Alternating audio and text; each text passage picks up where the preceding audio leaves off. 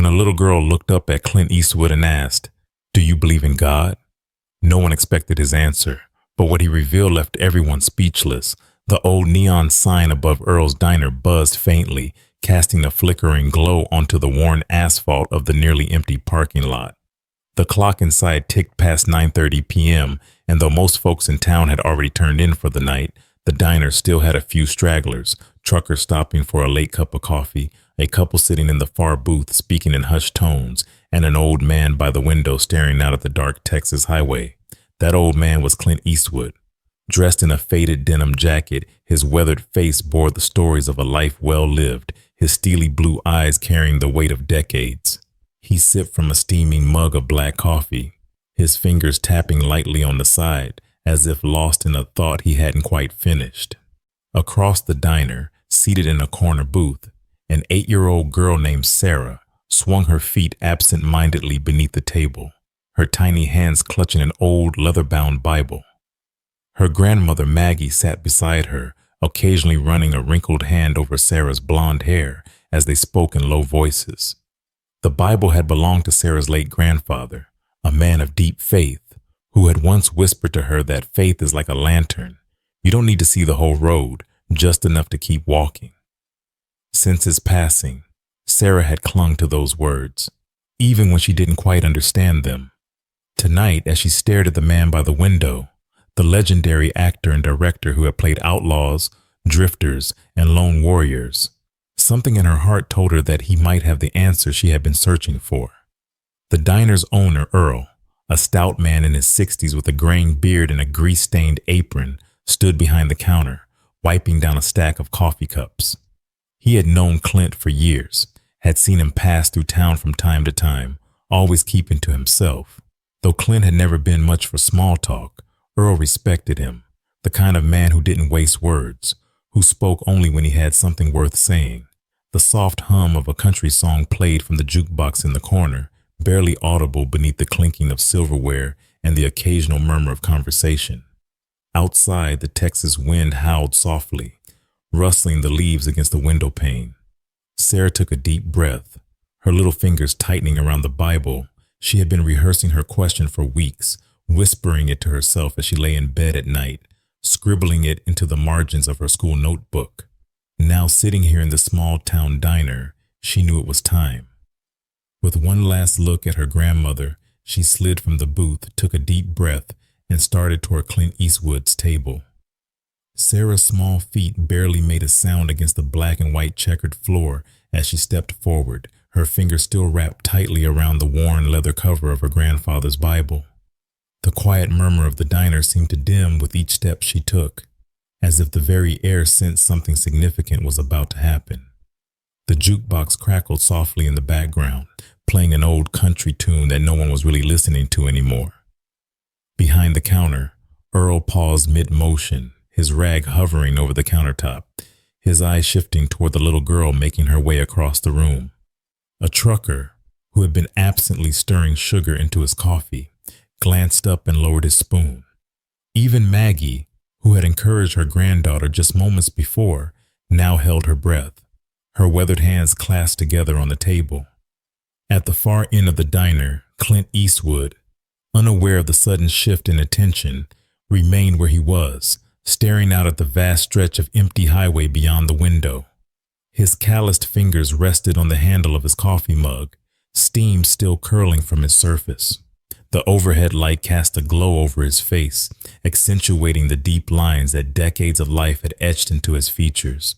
He was a man who had played 1,000 roles, gunslinger, soldier, lawman. But tonight, he was simply a man alone with his thoughts. That was until a small, hesitant voice broke the stillness. "Mr. Eastwood?" Sarah's voice was quiet but steady, the kind of voice that, despite its softness, held an unexpected strength. Clint's brow furrowed slightly as he turned his head, his sharp blue eyes settling on the child standing before him. For a moment, he didn't say anything. He simply studied her. The tiny frame, the determined expression, the way she clutched that Bible as if it were a shield. The weight of silence pressed down on the room. Earl set down his rag. The trucker leaned back in his chair, A waitress who had been refilling a cup of coffee held the pot mid-pour. Sarah swallowed hard, but she didn't back away. She took a small breath and spoke again, her voice carrying just enough resolve to push past the lump in her throat. "What does God mean to you?" The words hung in the air like an unspoken challenge, not in defiance, but in sincerity. Clint didn't respond right away. Instead, he leaned back, one hand sliding from his mug to rest on the table. His expression was unreadable, his eyes narrowing just slightly, as if he were staring down an opponent in an old Western standoff. Only this time, there were no guns, no villains, no battle. Just a little girl, a question, and a room full of people waiting for an answer. The weight of the question settled over the diner like a thick fog, pressing against the walls, filling every corner, leaving no space for idle chatter or distraction. Clint Eastwood, a man who had spent a lifetime answering questions, on film sets, in interviews, in crowded rooms filled with flashing cameras, found himself, for the first time in a long while, without an immediate response. His blue eyes, sharp as ever despite the years, flickered over the small girl standing before him, her hands gripping the old Bible so tightly her knuckles had turned white. He could see the determination in her face, the quiet resolve of someone too young to understand doubt, but old enough to recognize the significance of truth. Behind the counter, Earl exhaled slowly, barely realizing he had been holding his breath. A trucker shifted in his seat, his coffee forgotten, his rough hands folded loosely on the table. The waitress, still holding the pot of coffee, swallowed hard and set it down with a soft clink, her gaze flicking toward Clint, waiting, like everyone else, for what he would say. Maggie, seated at the far booth, reached for her glass of water but didn't drink, her weathered hands trembling slightly as she rested them on the table. Outside, the wind howled through the cracks in the old diner's door, rattling it ever so slightly, as if even nature itself was waiting for an answer. Clint leaned back slowly, his fingers tapping idly against the worn wooden surface of the table. The soft creak of the leather booth beneath him was the only sound in the room, save for the low hum of the jukebox, still playing its forgotten tune in the background. His gaze lingered on Sarah, on the way she held herself, not with arrogance, not with defiance, but with an unshakable sincerity that made the question impossible to ignore. He had faced tough men before, men who could kill without hesitation, men who built their lives on violence and pride, but this was different. There was no challenge in her eyes, no expectation, only a quiet patience, as if she knew somehow that the answer mattered just as much to him as it did to her. He sighed, rubbing a hand over his jaw, the faintest hint of a smile, wry, knowing, tugging at the corner of his lips. "That's a hell of a question, kid," he said at last, his deep, gravelly voice breaking the silence like a slow roll of thunder before a storm. A whisper rippled through the diner, small, barely there, like a collective exhale, as if the entire room had been holding something in. Sarah didn't move. She didn't blink. She just waited.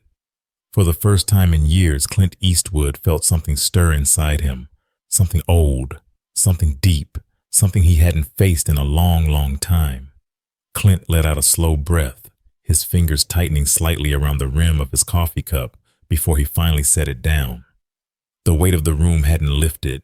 If anything, it had grown heavier, pressing against him like a long-forgotten memory he hadn't expected to face tonight. His gaze drifted away from Sarah, past the rows of booths and faded photographs on the diner's walls, past the neon glow flickering outside, and into the depths of his own past. A past filled with long roads, distant battlefields, and quiet moments of reckoning that no camera had ever captured. "I wasn't always sure what I believed," Clint said finally, his voice quieter now, rough like gravel beneath the weight of years. "And for a long time, I didn't think much about God, or faith, or any of that." He paused, letting the words settle before continuing. "But there was one night, one damn night, I'll never forget. The diner remained silent, every pair of eyes locked onto him, waiting. Even Earl, who had known Clint for years, leaned forward slightly, sensing that whatever was coming wasn't just another story, it was something deeper. It was during my time in the army, Clint said, his fingers tracing slow circles against the table as if he could still feel the cold steel of that long ago night. I was stationed at Fort Ord, back when I was just a young guy, before Hollywood, before any of it. One weekend, I hitched a ride in a little two-seater Douglas AD bomber. The pilot was flying from Seattle to San Francisco, just a simple transport run. Weather was rough, but nothing we thought we couldn't handle. A shadow crossed Clint's face, his jaw tightening slightly. We were wrong. A few people in the diner shifted in their seats, unconsciously mirroring his tension. Somewhere over the Pacific, the engine failed. Clint continued, his voice low, steady. Just like that. No warning, no second chances.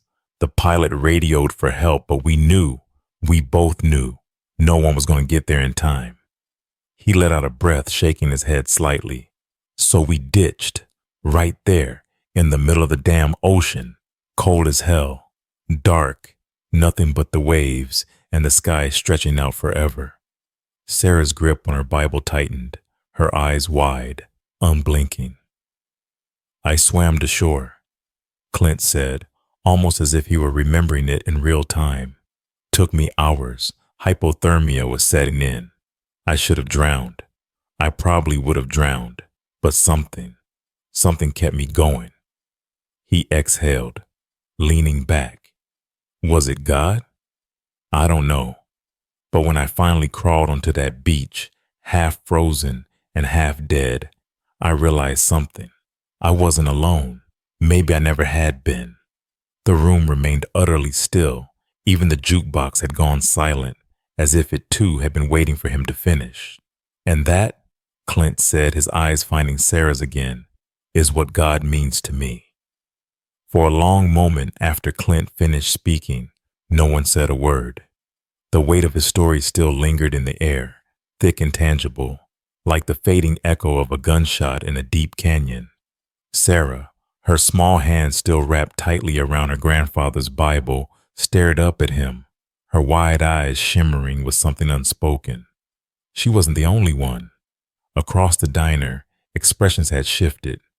Some were solemn, others thoughtful, but all carried the same quiet reverence that only comes when people have just heard something real, something that settles deep into the bones. The jukebox, which had been silent throughout Clint's story, suddenly crackled back to life, the soft chords of an old country ballad floating through the air.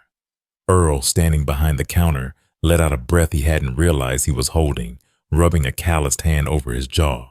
The trucker in the corner shifted in his seat, staring into his half-empty coffee cup as if seeing something beyond it.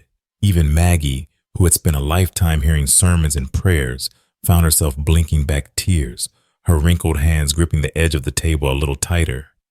Sarah finally spoke, her voice soft but unwavering.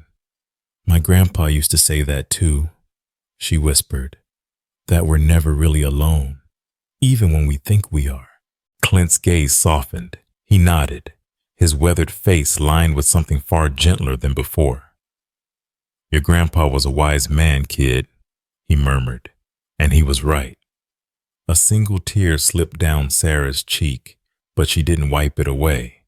She simply clutched her Bible a little closer to her chest, as if the answer she had been searching for had been inside it all along. Maggie reached over and placed a warm hand on her granddaughter's shoulder, her own eyes glistening. Sometimes, Maggie said, her voice thick with emotion, we don't need to see the whole path, just the next step. A murmur of agreement rippled through the diner. The trucker let out a low sigh, shaking his head slightly, while a middle-aged woman sitting near the door dabbed at her eyes with a napkin. It wasn't just Sarah who had needed to hear those words tonight. It was all of them. Clint exhaled, a small knowing smile tugging at the corner of his lips. Faith's a funny thing. he said, his voice quieter now. It doesn't always make sense, and it sure as hell isn't easy, but sometimes all it takes is a little courage to ask the right question. Sarah met his gaze, and for the first time that night she smiled, not just a polite, fleeting smile, but one full of understanding, full of something unbreakable. "Thank you, Mr. Eastwood," she said softly. Clint tipped his head, lifting his coffee cup in a silent toast. "Any time, kid." And just like that, the moment passed, but its echoes would remain, settling into the hearts of everyone in that quiet little diner, long after the neon lights flickered in the night. The hush in the diner didn't lift right away. It lingered, stretched between the booths and bar stools, settling in the spaces between breaths. Clint Eastwood, a man who had spent a lifetime portraying gunslingers and outlaws, sat in the center of it all, his fingers resting lightly against the handle of his coffee cup. But he wasn't thinking about the movies or the characters people had come to know him by. He was thinking about a night long ago, about freezing water and a sky so vast it made him feel like a speck of dust in an endless universe. And he was thinking about how, even after all these years, he still didn't have all the answers. But maybe that was the point. Sarah, the little girl with the too big Bible and the too strong questions, stood before him, her blue eyes still locked onto his, as if she were memorizing every word he had just said. She wasn't crying anymore. Instead, she looked steady, resolved.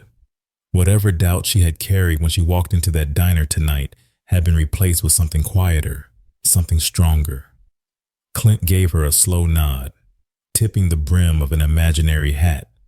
"You keep that book close, kid," he said, his voice low but certain. "And don't ever stop asking questions." Sarah nodded back, gripping the Bible even tighter, as if it had just become something more than a book, something heavier, something alive. At the far end of the diner, Maggie let out a breath she hadn't realized she was holding.